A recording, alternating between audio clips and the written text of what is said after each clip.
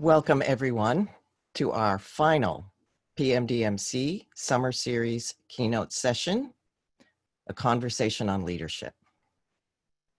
True leadership is much more than a title or a role. It's more than a list of qualities or a personality type. It's more than acquired skills, knowledge, and experience, though all of those things are important. True leadership is a commitment. And there's nobody in our industry more committed to public media and its mission than Pat Harrison. Pat is the longest serving president and chief executive officer of the Corporation for Public Broadcasting. Many of you know that I had the pleasure of working at CPB as vice president of journalism under her incredible leadership. Before that, I had admired her from afar. And for those of you who wonder, yes, she is just as brilliant, inspiring, authentic, and funny as you would imagine she would be to work for. Pat has always been committed to upholding public media's mission on every front. During her tenure, she has advanced public media's commitment to diversity of content, talent, and service. Pat established the first Diversity and Innovation Fund to increase diversity in media production and storytelling, resulting in groundbreaking projects, including programs by award-winning filmmakers Stanley Nelson and Dr. Henry Louis Gates, Jr. It also funded talent programs such as the Next Generation Leadership Program, the Firelight Documentary Lab, and the Jackie Jones Memorial Scholarship Fund. As our nation grapples with a season of change and disruption, Pat has demonstrated how CPB's commitment is consistent and evergreen by investing in programs that ensure public media reflects our nation's diversity and is responsive to the challenges of our time. In the midst of a pandemic and civil unrest, public media is meeting the educational needs of students learning remotely and providing trusted, essential news and information in communities across the country. This is due in part to long-standing CPB investments in equipping stations with the resources they need to provide high-quality educational programming, trusted journalism, and community engagement. And also by investment in new programs like the Editor Corps, which provides editing staff to overwhelmed public media newsrooms to support news coverage during these troubled times. Pat, thank you for your leadership and commitment, for always facing the challenges head on and asking, how can public media do more to help? Everyone, please join me in welcoming my friend and colleague, Pat Harrison, to talk about leadership during these challenging times. Thank you, Joyce, so much. We miss you very much at CPB, but your innovative and impactful leadership of PMDMC is really providing leadership at a time when we need it the most, and especially through these wonderful, relevant virtual events you've been hosting and creating over the past several months. So good afternoon, everyone. It's really great to start the fall being here with all of you today. Since the beginning of the pandemic, like most of you, I've been meeting virtually with so many people, general managers, CEOs, members of Congress, in their homes, in their offices, and even in their kitchens, and also welcoming hundreds of people into my home, where an added attraction is my dog, Rocco, who tends to wander in and out of camera range. I don't see him right now. Now that I'm teleworking and home all the time, Rocco has become very barky, and I identify with that emotion. After months of coping and isolating during the pandemic, I think we're all a little barky, depressed, angry, maybe numb. In fact, a McKinsey study says that the pandemic is fueling a wave of grief and loss that threatens to derail leaders and hurt organizations, and that the death, human suffering, and loss stemming from COVID-19 is unprecedented in living memory. We all know that grief and anxiety can be debilitating, especially among minority communities where the numbers of those contracting and dying from the virus are so high. We're also confronting what Skip Gates calls the reckoning, a time when people of color are no longer willing to keep waiting for justice, equity, or inclusion. Further, as a nation, we're about to participate in a time-honored and respected democratic process, the national election for President of the United States. But this time, in addition to great political divisiveness and a deadly pandemic, there's also confusion about the voting process. Will it be safe to vote in person? Will results be honored? Will mail-in voting count? Will I be able to find a mailbox? But there is a positive path forward, and it is through your leadership of public media.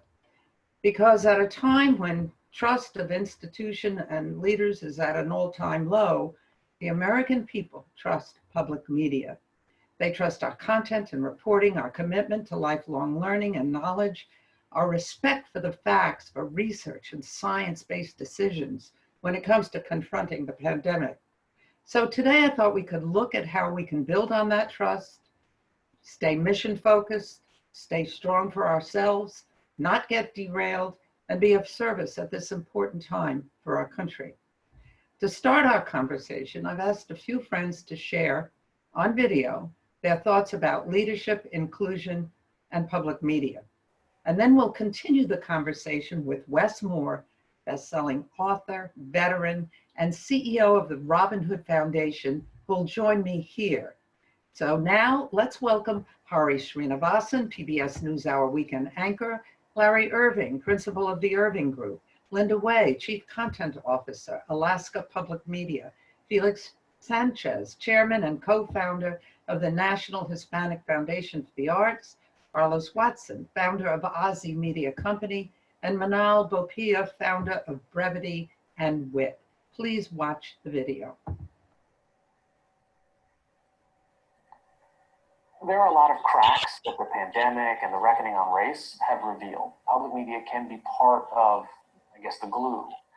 I mean, the divides are real, and public media's role, I think, is not just to inform and enlighten, but to flip the switch and actually engage us as Americans in the work of rebuilding. That means elevating the stories and the storytellers who can speak to the inequities. But we have to help people face one another and really start seeing one another. We've got to find a way to tell more stories about more people who don't feel like they're understood. Whatever else we think, clearly there are millions of Americans who don't feel that a New Yorker understands what's happening in the Upper Peninsula of Michigan. There are people in the bayou who feel that folks in Nashville don't get them. There are people in Central Valley in California who feel that just a few miles away in LA or San Francisco, these people are completely different from me. None of us really know the stories on Native American reservations. We have to do a better job of telling those stories. We need to engage and embed ourselves in the community. We cannot tell authentic stories from the outside. We have to reflect the community we serve. And we can't be disconnected or cancel each other out. We have to actually become bigger and larger than what we have been. And that is, to me, what public radio and public television does. It gives us the courage to step outside the box. You are the change makers. You're the tastemakers, the trendsetters. And I hope that you will wear that proudly. I'm sure you already do. And I hope that you will go out there with a really kind of bold zeal.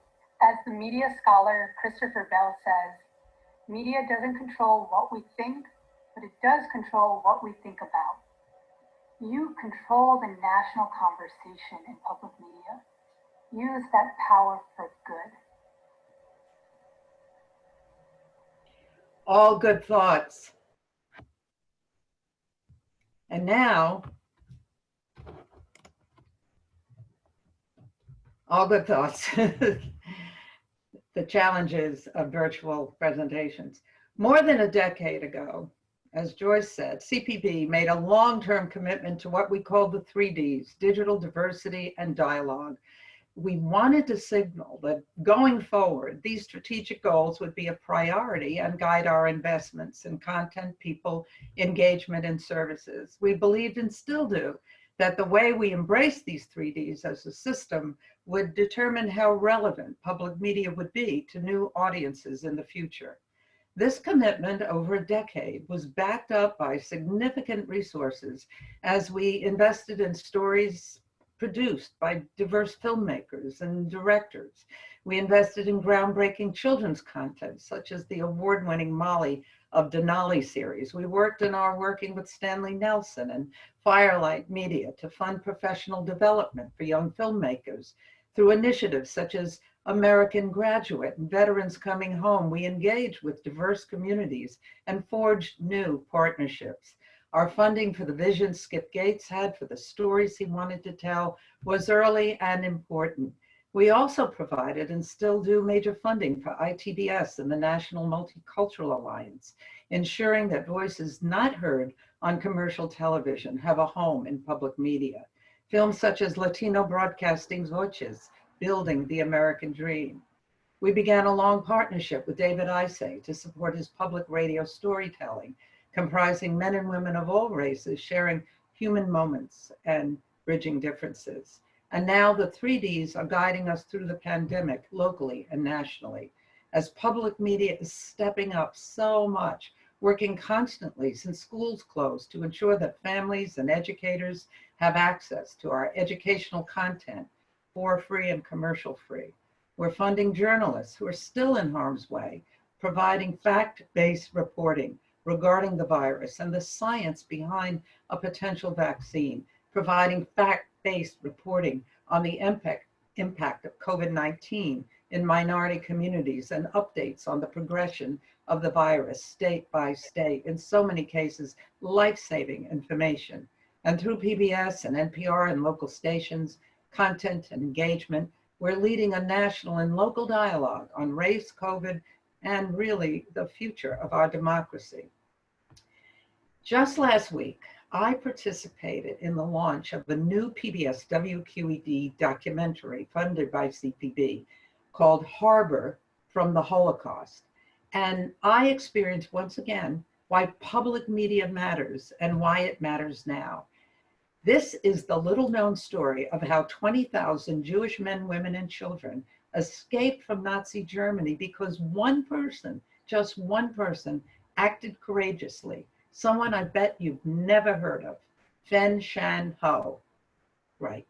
He was the Chinese consul general in Vienna, Austria in 1938 when Hitler had closed all the routes of escape for the Jews. He decided to go against the Chinese consulate in Berlin, and he began on his own to provide thousands of visas, allowing Jews to immigrate to Shanghai. Just one person living in a hostile, derailed society broken down by the coercive leadership of Adolf Hitler. He wasn't Jewish. He didn't know any of the people waiting in the long lines desperate to escape. There was no benefit to him from doing this. And here is what is also remarkable. 80 years later, this story is told through public media because of the leadership of three women: CEO and president of WQED, Deb Acklin, executive producer Daryl Ford Williams, and director Violet Dufang. Deb is white, Daryl's black, Violet's Asian, a diverse powerhouse. Wes Moore, from whom we will hear in a few minutes, believes that each of us in public media are occupying the positions we have for a reason, that we have right now the power to take steps to effect the change that will strengthen our civil society and our democracy. I believe this strongly, and this belief enables me and my colleagues at CPB to ensure that decision makers on the Hill understand how essential public media is to American civil society. But as Larry and Hari and others just said, there is more we can and must do. to serve all of the American people, which includes the working and non-working poor, people of all races, backgrounds, heritage, and age who own public broadcasting. They want to see and hear stories and reporting that connect to their lives. Here are some of the things we're doing internally at CPB.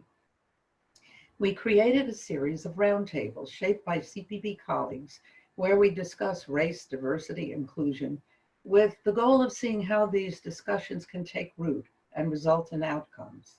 Although our discussions are taking place virtually, I'm finding that the chat option empowers people to raise issues and questions and offer perspectives they might not ordinarily do in a face-to-face meeting. We've put together a speakers roster identified by our colleagues to help guide these conversations. If you're interested, and we get permission from our speakers that you just saw in the video today, I'm happy to share their videos with you for use internally at your stations. As you know, CPB funds and provides anti-harassment training so that stations can meet CSG requirements. But we're taking this one step further and adding a new, deeper bias training module to help identify how bias reveals itself. So many who have gone through this training come away amazed at the results, because it turns out what you don't know can hurt you and others. We're also identifying leaders outside of public media who've worked with communities and corporations on diversity, equity, and inclusion to assess next best steps that can be applied at CPB and potentially at both the station and national levels. And at the next NEDA CPB Thought Leader Forum, we're going to continue our focus on diversity and innovation begun last year. We're also expanding our search process and connections with diverse networks when we fill new positions. And once these positions are filled, to look how we embrace inclusion. And as we look at dialogue or engagement, we want to build on the foundation that we created through American Graduate and Veterans Coming Home and Ready to Learn, to expand that universe to include community partners who may not have worked with public media before. Arthur Brooks, former CEO of the American Enterprise Institute, and now part of the faculty at the Harvard Business School, writes in his book, Love Your Enemies, that the ideal leaders today are what he calls bridgers, people such as Joyce McDonald, Larry Irving, Wes Moore, Felix Sanchez, and others, who are dedicated to embracing diversity of race, background, geography, and ideas. These are leaders who see common human stories all around them, and they're able to bring people together. So in this definition, public media is a bridger. And in the next several months, I look forward to working with Joyce and all of you to make sure that our public media bridge is stronger and wider than ever. As one former president said when addressing the country, we are made for this moment, and we will seize it if we seize it together. Thank you. And now, I'm so pleased to welcome my good friend and a good friend of public media, Wes Moore. Oh, wow, you're really there. Thank God. Hey, Pat. To share his thoughts about leadership. And before we meet him, I just want to tell you a little bit about this amazing human being, because he's accomplished so much for others. He's impacted so many lives. He's a remarkable person who leads the Robin Hood Foundation as CEO. And Robin Hood is one of the largest anti-poverty forces in the nation. So Wes, he's a perennial best-selling author and a combat veteran and a social entrepreneur. His first book, The Other Wes Moore, is still part of the New York Times bestsellers. He captured the nation's attention through that book on the fine line between success and failure in our communities and in ourselves. And that story has now been optioned by executive producer Oprah Winfrey and HBO to be made into a movie. Of course it has. He is also the author of the best-selling books, The Work, Discovering Wes Moore, This Way Home, and the recently released 5 Days. Wes grew up in Baltimore and the Bronx, so New York can claim him a little bit, where he was raised by a single mom, a true leader. He graduated Phi Theta Kappa from Valley Forge Military College, from which he ran away from many times, and Phi Beta Kappa from Johns Hopkins University. He earned an MLit in International Relations from Oxford University as a Rhodes Scholar. And then he served as a captain and paratrooper with the U.S. Army's 82nd Airborne Division, including a combat deployment to Afghanistan. I am not making this stuff up. He later served as a White House fellow to Secretary of State Condoleezza Rice, which is where I first met him. I didn't know him then. I just thought at the time, this is somebody. Before becoming CEO at Robinhood, he was the founder and CEO at Bridge Edu, an education platform based in Baltimore, addressing the college completion and job placement crisis by reinventing freshman year for underserved students. Wes is a rare combination of vision and action. Wes, welcome back to public media. It is so good to be here, and I am the official president of the Pat Harrison Fan Club, and it is always good to be with our friends in public media, so thank you. So good to see you. You're welcome. Well, you know, I could mention so many things, but what comes to mind is you played such an important role in American Graduate on behalf of young people struggling to graduate, and again, through veterans coming home. So you understand better than most the power of public media.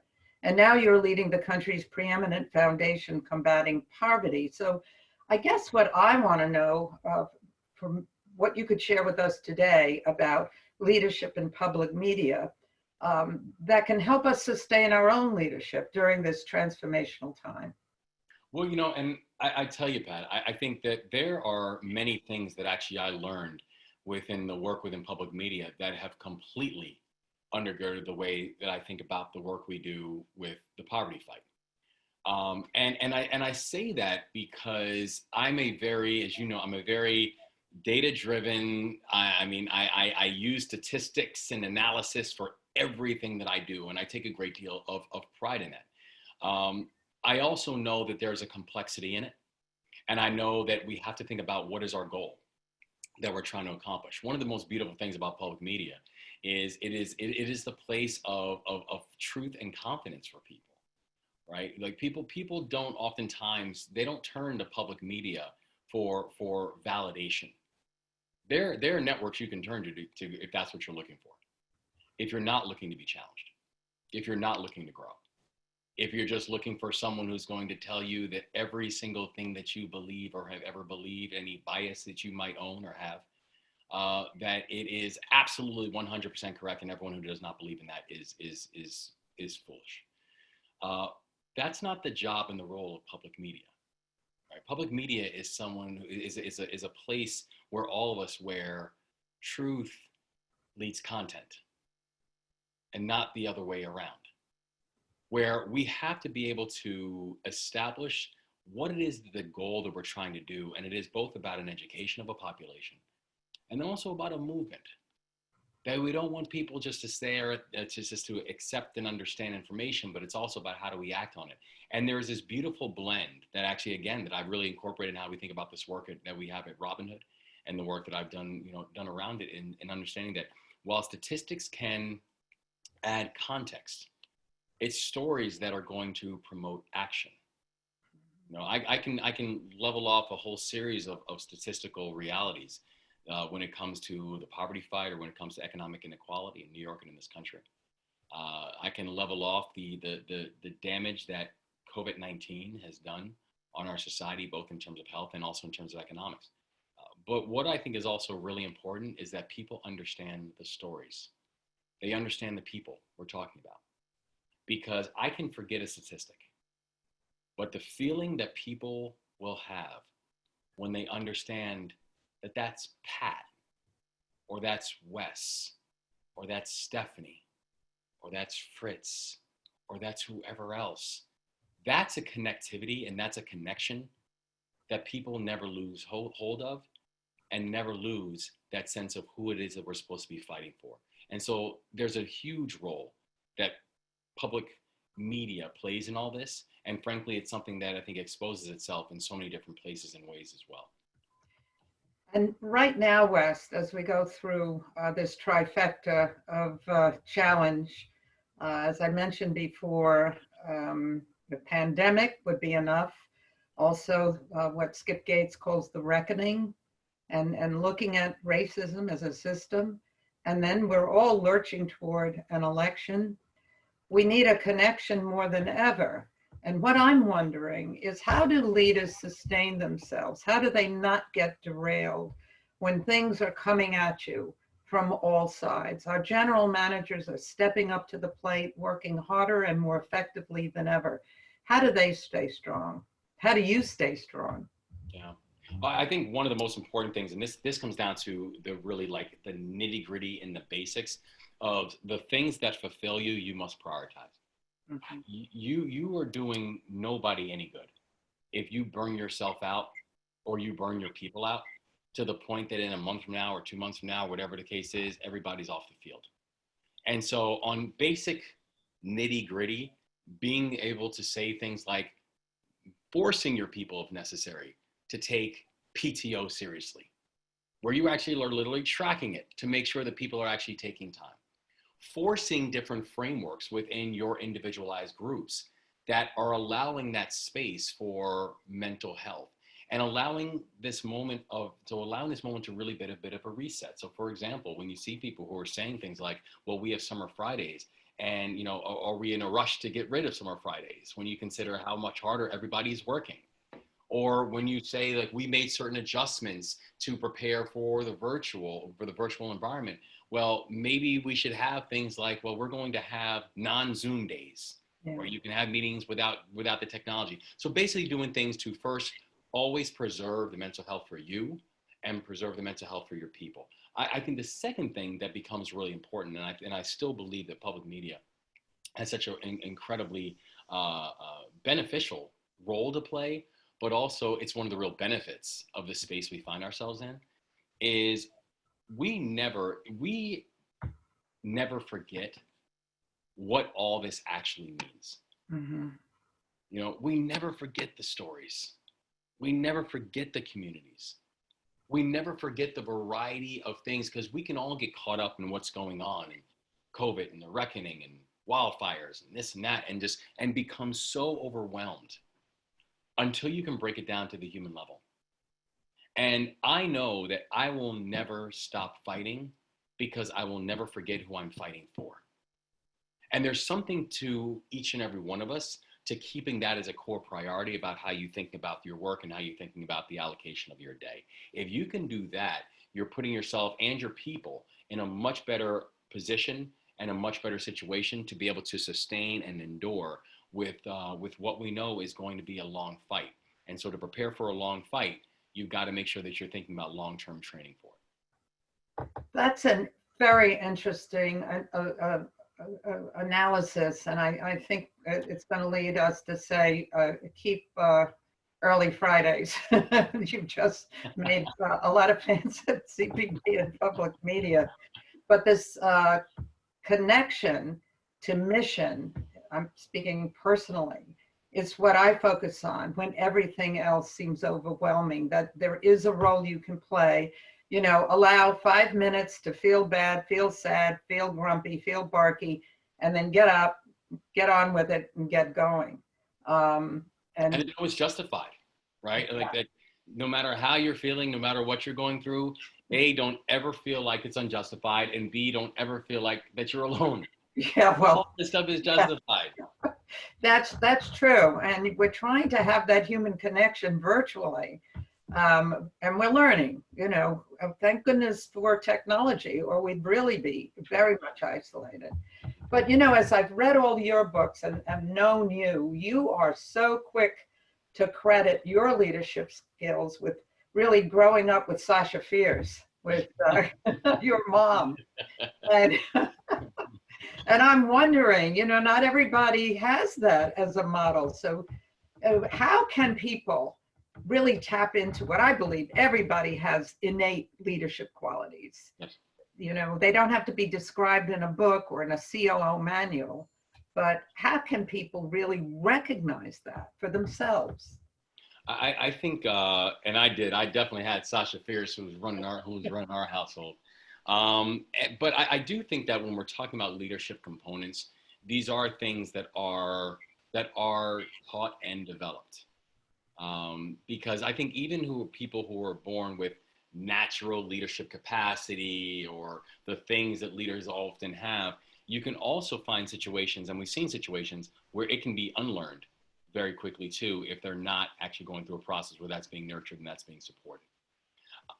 One of the things I actually really got from the military, and I'm incredibly thankful for it, is the military is very good about this concept of leadership. And oftentimes people, when they say, well, yeah, the military is good because you do push-ups and you wake up early and discipline and all that kind of stuff, and all that's true. You're going to wake up early and you're going to do a lot of push-ups. But if you think that that's what the biggest component that's being introduced, you're actually missing the point. That's not it.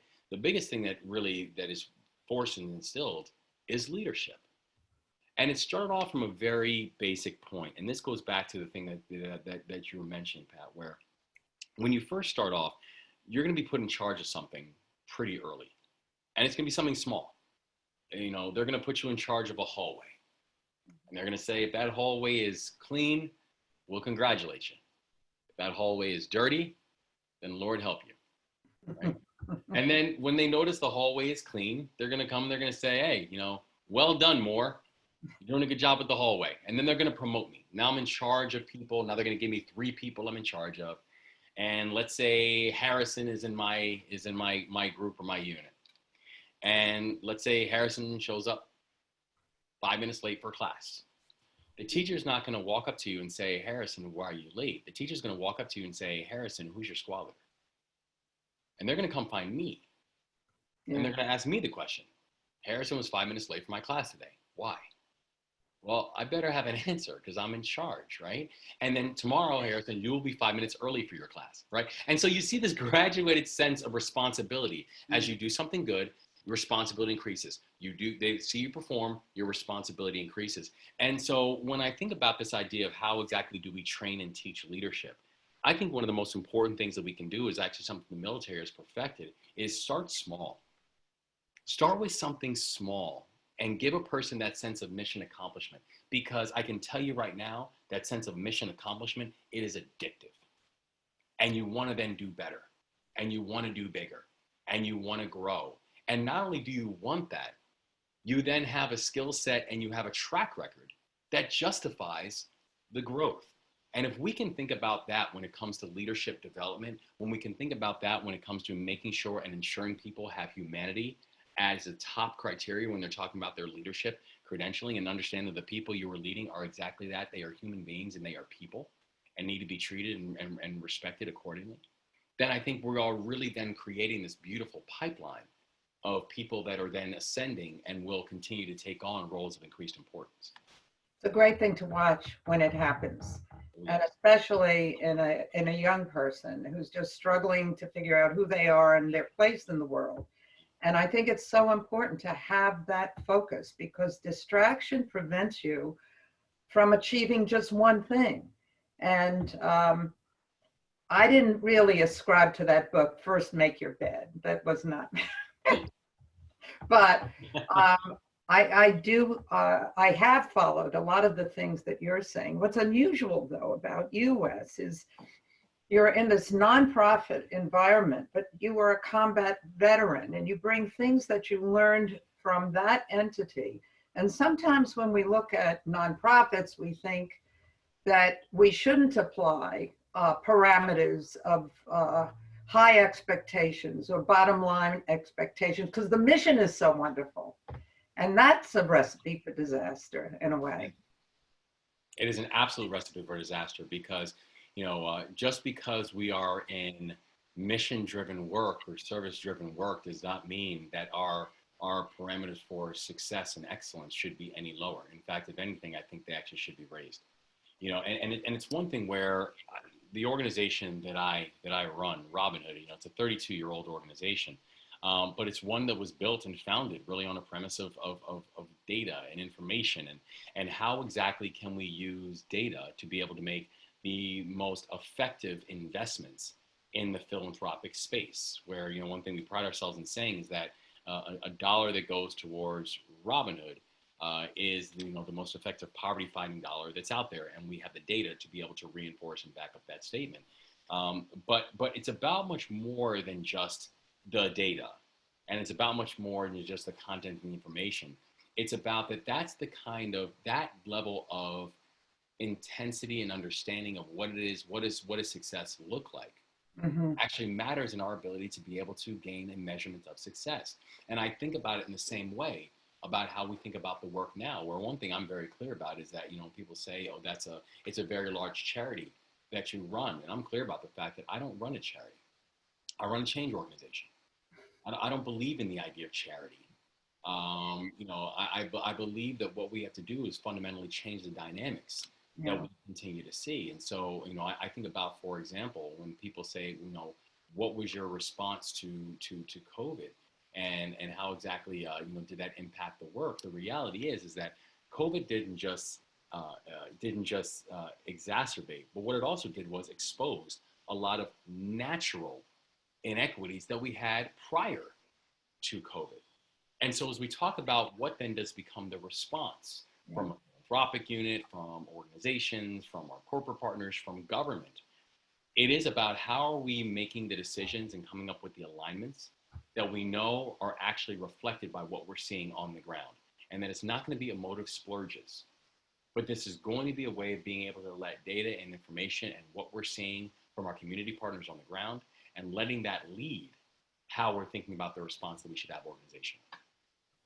That's absolutely right. And what we used to say at the State Department, what gets measured, it gets funded.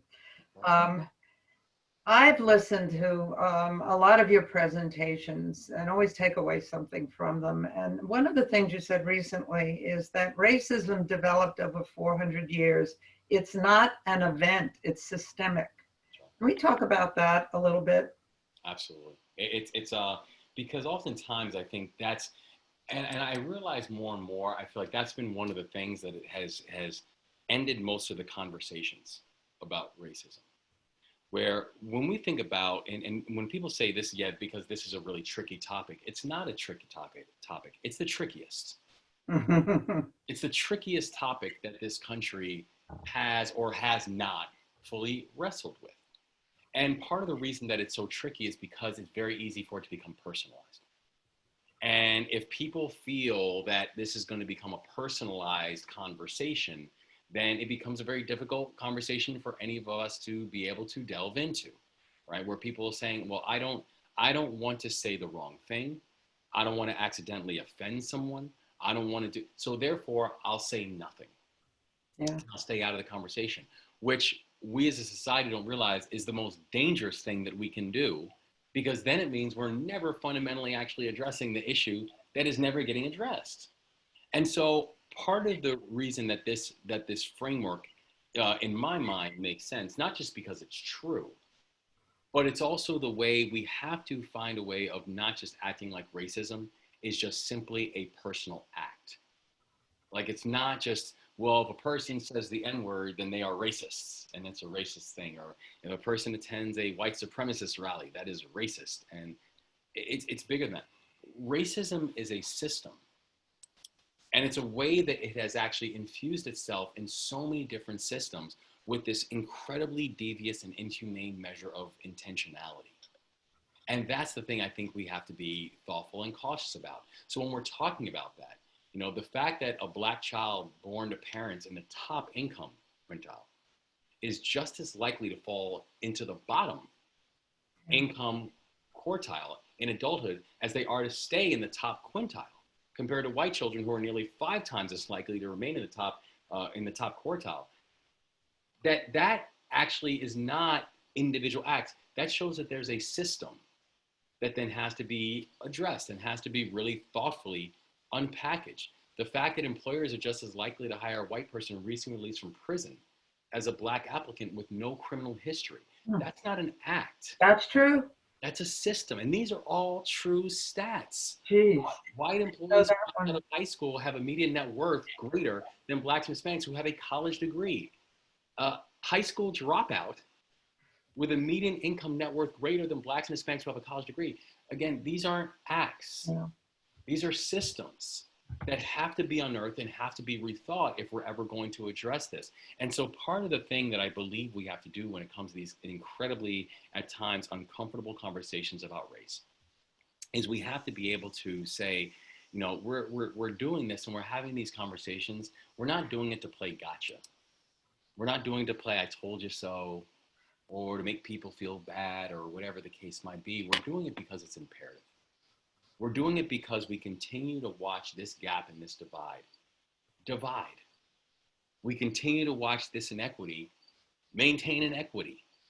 And if we cannot address that as a country, as a society, we will continue dealing with the same issues over and over again, Pat. I mean, I thought about it where, you know, it really struck me when I went back and I was looking at history, the fact that the President of the United States has activated the National Guard in this country 12 times.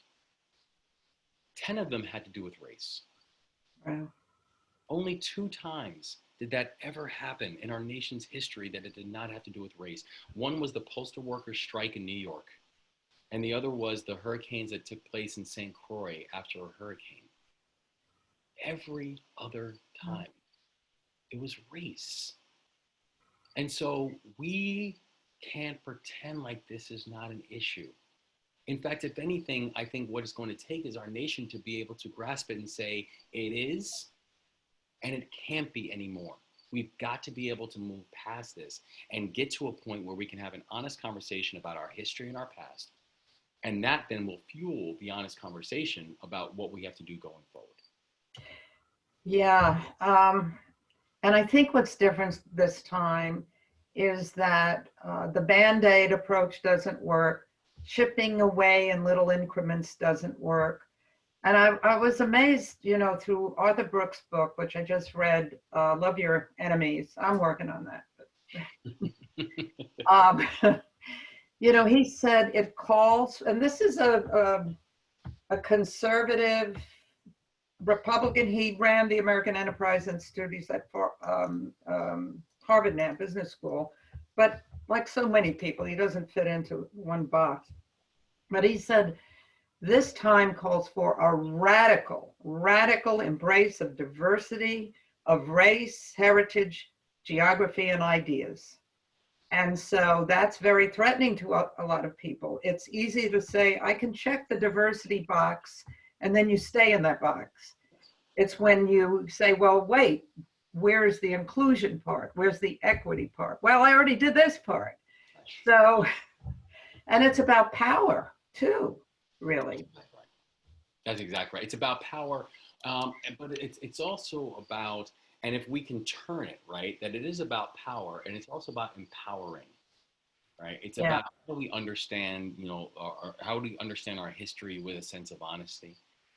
You know, it's one of the reasons, you know, Pat, I tell you, when I think about one of the things that this nation really must do and has to do, it actually is following the path and following the example of, you know, over a dozen other countries, and you know this, a dozen other countries around the world who have been able to look at their deepest wounds and to be able to have some form of truth process around it, right? Because they knew the only way we can move forward is if we understand our own past, whether it was Rwanda or Burundi or Germany, Ireland, Colombia, Chile, Argentina, Canada, twice, South Africa.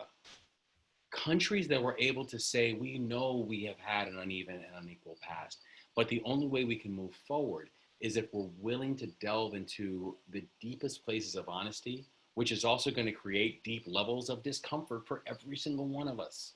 Yeah. Okay. That's exciting. It could be, and which would be very, very exciting for all of us to be able to do that, because that measure of honesty and that measure of truthfulness and that understanding and decoupling of our history has to be, and we've seen it in other examples around the world, but that's a way of being able to actually forge a pathway for us to think about what proper next steps could actually be. Wow, I've really missed you. When are you running for president? All right, I have one last question and then we're going to take some questions. You advise people to stay frosty. What does that mean? Yeah, it's an expression that actually I learned from the military, and it's one of my favorites. And the idea of stay frosty is stay cool, because you never want to get too hardened. You never want to get too programmed. You never want to get too scheduled, because if there's one thing that life will teach you, is that when life decides to throw you a curveball, that curveball oftentimes is pretty swift, and you better be ready to adjust. And so in the military, one thing we always learned was that the only guarantee about tomorrow is that it'll look nothing like today. The only guarantee about Wednesday, it'll look nothing like Tuesday. And so how we then think about that in our own life is their recommendation, and it's worked pretty well, is stay frosty. And they have t-shirts made. That's it. I don't know where you are virtually, but how about some questions? I hate to give up, Wes, but I'm willing to share now. You're very kind and generous. Not everyone is in charge at their organization. What's the nature of leadership if you're not at the top? Can people lead from wherever they sit? That's a great question. And I think people have to understand that leadership isn't a title, right? I mean, I know people with no title whatsoever that are doing amazing, amazing work. And I know people with big, massive titles who are doing absolutely nothing in those seats, except, that are doing absolutely nothing. So, I mean, I say for people is, just because your title description might not be CEO, or your title description might not be something else, that does not mean that you are not a leader. You're a leader in the organization, you're a leader in your group, you're a leader in your community, you're a leader in your family, you're a leader in our society. And I think that every time you wake up in the morning, it's an opportunity to lead. It's an opportunity to grow. It's an opportunity to be the example that people follow. It's the opportunity to change things, that you have a chance to actually change things. And so I actually, I think that when people think that leadership is just about making decisions or whatever the case might be, I think you're giving a very minute and small definition of what leadership actually means. Perfect. Great. Either or both of you can answer this one. Not everyone wants change. What if you're working to make change within your organization, but you keep meeting with resistance? Do you keep at it, or is there a point where you should give up and move on? Attica. Wes, you answer this one. I was going to say you never give up. Well, and that's exactly right. Not only can't you give up? This stuff is not easy. No. If you're working on an issue that is easy, you're probably working on an issue that's not important. The issues that are really important are issues that are hard and they're complex, and everyone's gonna have a different opinion. And I know the stuff that I really enjoy working on are stuff where if I can get 55% of people to believe that it was a good thing, I win. If I get 65, I'm doing backflips. If I get 75, I'm retiring, right? I mean, this stuff is hard, and you have to know that everything you work on, you're not always going to get standing ovations from people because it's hard and because it's complicated. So I feel like our job as leaders is to go out and listen. Our job as leaders is to go out and hear different opinions and hear people's thoughts. Our jobs as leaders is to go out and use all that information that we're able to capture to make our decisions. And then eventually your job as a leader is to be comfortable with your decision and make another one tomorrow. That's just going to be the way that this process is going to flow and it's going to work. Not everyone is going to be comfortable with change. There are people who benefit from things not changing. We get that. But however, the thing that I would say is if it's something that's worth your time today, it should be something that's worth your time tomorrow. and something that's worth your time the day after, and you just keep on plugging and you keep on working at it. Because if it is something that needs to change, the fact that it's hard to change should not be, should not be a disqualifying issue. You know, I just speaking from CPB, but I do think it applies to all of public media. Because we're connected to a mission, I think we are more sort of prepared to embrace the change that will help us achieve that mission. The light bulb does have to go over a few people's heads to understand that if you don't change, this mission is going nowhere. So I just think it's so exciting and terrifying. But what is our choice? There is no other choice. You know, it's a question of we're here for a reason. As you said, we have these positions for a reason. So our goal, our mission, I truly believe, is to fulfill our own personal mission. Is there another one, Joyce? I don't want to. Oh, there's always more, always okay. more. As a veteran, not me, but the asker of the question, I think the lesson of teamwork is one of the most important learned in the military. Wes, can you talk about how teamwork and leadership work together? And which do you think is more critical to mission accomplishment? Oh, great question. And first, to whoever asked the question, thanks for your continued service as well. You know, I actually find it very difficult to be able to separate those two, because I don't know how an organization has teamwork without leadership, and how you have leadership that in many ways is not completely evaluated and baked on teamwork. I don't know a leader that can't build a team or can't lead a team, because then you're kind of just on your own. And I don't know a team that functions properly. The best teams all have people, even if it is a flat organization, you still have people who are taking on very important leadership roles within that organization. So I think those two things really move simultaneously, and they move in coordination.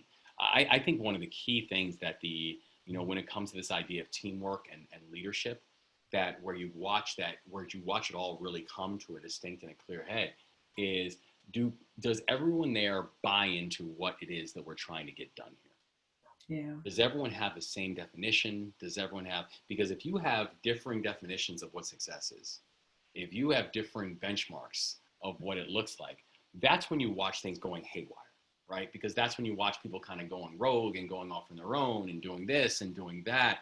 And that's when you don't have leadership nor teamwork. And then what are you then left with? So I think that is kind of one of the key criteria of these two things that really move simultaneously. It's about how do we come up with that unifying goal and that unifying framework and those guiding principles that align and allow us to move in a place that we're all trying to get to. Your thoughts, Pat? It's so true, because I hadn't thought of it that way exactly, but it has been demonstrated in my life over and over again. No leader without the team, no team without the leader. And I learned a lot of this from Colin Powell, and who would go around that table, and you better be at that meeting when it started, or the door was closed and you could be banging on it and he wouldn't let you in the room. But he would go around and understand what each member of his team was and what they were doing. And if they looked a little off kilter, he'd find out, is something going on with you? What's wrong?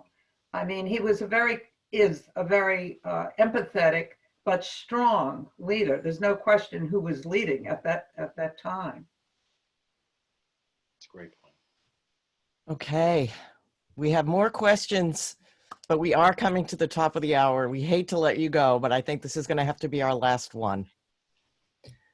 What's the most important thing public media can do to promote justice, equity, diversity, and inclusion? How do we make sure it's not just a here and now thing, but an ongoing solution? I would say there's another great question. I would say there's two things that can be done. One is continue to promote truth. I think that part of the reason that we have so many of these dynamics that exist in our play right now is because we have not collectively as a society dealt into this measure of truth in the right way about our history and our past and about who's contributed and who has not contributed. And we've allowed narratives and frankly, you know, lies allow directions. You know, I think about the way this influences policies and why narrative matters in policies. Because, you know, every piece, if you think about this, every policy that's ever been passed, good policy or bad policy, has first started with a narrative change, right? It was people either we were told to be afraid of something, and a law was passed to protect us from it. We were told to live up to our better angels, and a law was passed to allow us to do that. But every policy that's ever been passed has first started off with a narrative change. And there's a very important role that public television can play, and public media, period, can play when it comes to allowing this level of truth and transparency, and then also allowing that truth and transparency to deal and lead into a level of narrative change that can help to make all of our lives better by the systems and the structures that help to govern the way that we live every single day. So I think those are crucial things that we all can do to be able to lead us and lift us into a better place, and particularly, frankly, in this moment. I agree, Wes. And I think also it's important, that great line from Hamilton, we need more voices, diverse voices, and people in the room where it happens. That's right. That's exactly right. That's exactly right. Well, Joyce, if that Thank you. was the last question, I just want to thank Wes and Harry and Larry and Linda, Felix, Carlos, Manal, and you. And I think together we're going to do great things. Stay safe and stay frosty. Stay frosty. Frosty. Thanks, guys. Thank you. Thank you, Wes, so much. Thank you, Pat. Thank you all. Thank you. Thank you so much, Pat and Wes. What an inspiring way to close the PMDMC 2020 Summer Series. Huge thank you to CPB and to all of you for being here today. You will receive an email tomorrow with a feedback survey on today's keynote and a link to the overall Summer Series survey. Please take a moment to complete both surveys. Your input will be extremely valuable to us as we plan for PMDMC 2021. So a huge final thank you to all of our presenters, our sponsors, and the public media community for joining us over these past weeks. And immense gratitude, immense from me to the Greater Public team who makes it all possible, with a special shout out to the amazing Gail Ewer for her incredible work on the Summer Series. So thank you everybody again, and we'll hope to see you soon, colleagues. Bye-bye. Bye-bye. Take care. You too. Bye-bye.